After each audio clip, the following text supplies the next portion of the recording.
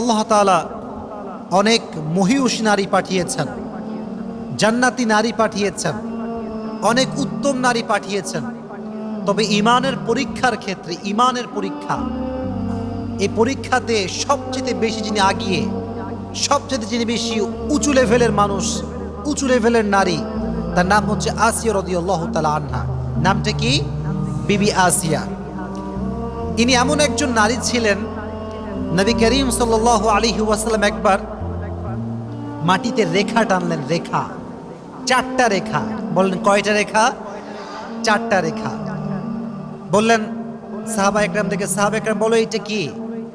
সাহাবা একরাম বলল, ইয়া রাসূলুল্লাহ ওয়াল্লাহু ওয়া রাসূলুহু আ'লাম। আল্লাহ এবং তার নবী ভালো জানেন, আমরা বলতে পারবো না। নবীজি বলেন ওদের 4জন নারীর নকশা আঁকলাম।